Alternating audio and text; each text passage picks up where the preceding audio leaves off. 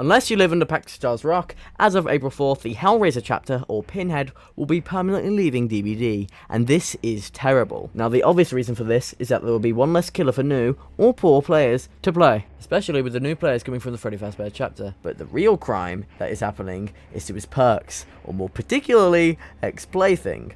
Plaything's description reads, if there is at least one dual totem remaining in the char grounds, Hex Plaything activates on a random totem each time a survivor is hooked for the first time. The survivors suffer from the curse and oblivious status effect until Hex Plaything is cleansed, which basically means that once a survivor is hooked, they can't hear the killer's terror radius until their specific totem is cleansed, and that is very good for three main reasons. Slow down, surprise, and best of all, synergy. Firstly, slow down. Plaything forces the survivors to search for their totem across the map, which stops them from doing gens and healing and all these probably other important things. And this could take from seconds to minutes. Next, surprise. If a survivor decides not to cleanse their totem, then the killer could just sneak up and get a free hit or free hook on the survivor, which they probably don't want. And finally, synergy. Now, everybody knows what a build is. If you don't, here's a definition I probably stole from Google. But Plaything has been a staple in hundreds of builds solely for its versatility and synergy.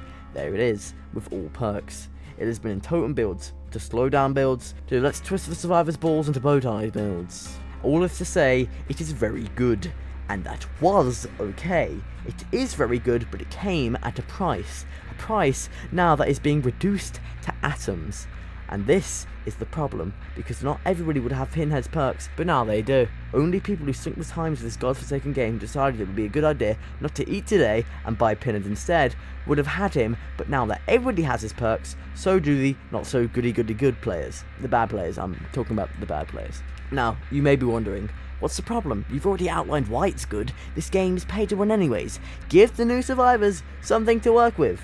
However, could you imagine it? Being new to this game, you downloaded called Dude by Daylight, sometimes being able to tell when the not so nice doctor is nearby, and sometimes it just appears out of thin air with no warning. It would be frustrating, but more importantly, rage quitting. And remember what I said before about the new players from Freddy Fazbear's? Well, imagine getting this game to play against your favourite killer Care Bear, only to be met with this exact problem. By giving Plaything to the masses, you are basically giving a K-fan an AK-47, which does not bode well for the balance of this game.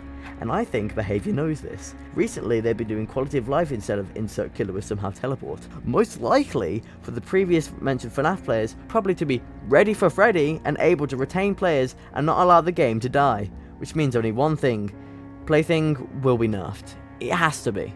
Otherwise, killers are just going to pair with every single build under the sun and bully these new players into refunds and Behaviour losing their new cash cows. Or I'm wrong.